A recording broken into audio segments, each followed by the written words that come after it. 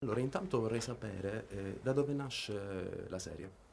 La serie nasce dal desiderio mio di Monica Rametta, che è co-creatrice, dopo aver scritto tante storie di seriali di donne cisgender, di avere una donna transgender protagonista, che è una cosa che non avevamo mai visto nella serialità italiana, e contemporaneamente di farlo raccontando la verità di questa donna, uscendo da tutta una serie di cliché, perché noi nella realtà conosciamo persone T, sia AMAB che AFAB, che sono inserite nella società, che hanno un lavoro, che hanno studiato, che hanno una laurea, che hanno degli affetti, che vivono insomma come tutti quanti gli altri. Non capivamo invece perché nelle serie dovevano stare nei night a fare il lip sync o a prostituirsi, oppure emarginate dalla società, oppure peggio no, perché nelle serie sbagliano sempre la dose ormonale e finiscono ospedalizzate. Insomma, noi non volevamo niente di tutto questo.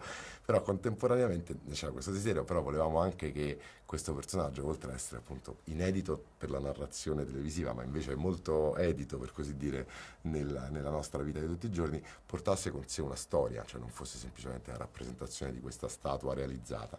E quindi abbiamo dato a questo personaggio una contraddizione fra la vita che voleva, o meglio che credeva di volere, e quello che succede quando nella sua vita irrompe un figlio di 15 anni che lei non sapeva di avere, e come si relaziona a questo. E quindi da lì è nata, come dire, un'esigenza di una mancanza che noi sentivamo, e poi si è sviluppata nella consapevolezza che semplicemente riempire quella mancanza non poteva essere la storia che raccontavamo, che dovevamo costruire una storia dei sentimenti, dimenticandoci anche che era un personaggio di donna transgender, e dandole affetti, movimenti, accettazione e rifiuto della genitorialità come se fosse una donna, appunto. In tal senso, anche sulla base del titolo e anche per le tematiche che vengono trattate, qual è la vita che vorreste, diciamo?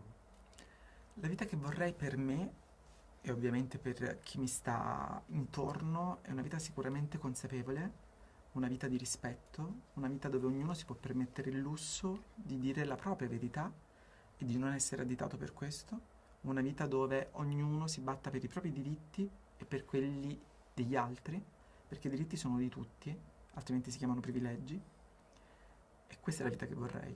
Spero che questa serie possa far riflettere e possa avvicinare le persone lì dove la cultura, una certa parte di politica, allontana.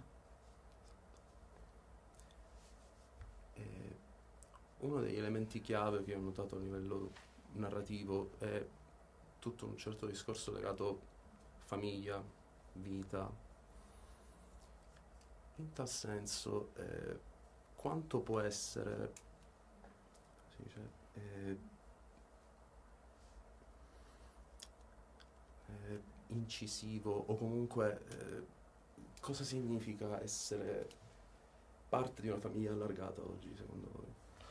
Io vengo da una famiglia allargata napoletana degli anni 70, che è completamente diverso dal concetto di famiglia allargata oggi, tant'è che secondo me oggi il concetto di famiglia allargata andrebbe proprio espresso in un'altra maniera. Basterebbe parlare di famiglie al plurale e sapere che non esiste soltanto la famiglia che ci vogliono far credere che esiste, cioè quella composta da un uomo cisgender e una donna cisgender con dei figli, ma che esistono le famiglie come relazioni di affetti, che esistono delle persone che formano, mentre il legislatore sta voltato dall'altra parte, delle famiglie che hanno bisogno di tutela, perché sono dei rapporti duraturi e affettivi che hanno bisogno di tutela, e dei minori che vanno salvaguardati. E questo in un paese, quale è diventato quello nostro oggi, che ha di recente revocato 38 ben 38 certificazioni, appunto, in cui c'è la doppia maternità, rendendo la madre non partoriente, non genitore di altrettanti ragazzini e ragazzine, alcuni con rapporti esistenti da 6 anni. È uno scandalo assurdo. Quindi noi viviamo in un paese che nega questa libertà, nega l'esistenza di fatto, a danno dei minori, di famiglie che siano diverse da questa visione così rigida e, mi viene a dire, integralista della famiglia. E un'ultima domanda, cosa vi ha lasciato questo progetto in termini interpretativi ma anche di regia, scrittura? Mi ha lasciato indubbiamente più consapevolezza, mi ha lasciato una forza maggiore rispetto a quella che avevo e mi ha lasciato una speranza, la speranza che questa serie possa essere il primo tassello di un percorso narrativo che manca, che è sempre mancato e che quindi sempre più il cinema possa raccontare storie che le istituzioni invece non vogliono raccontare, perché noi tutti abbiamo bisogno di essere rappresentati e di riconoscerci e di avere risposte. Allora il cinema, in questo caso, diventa servizio pubblico e si sostituisce e dà risposte che dovrebbero dare altri.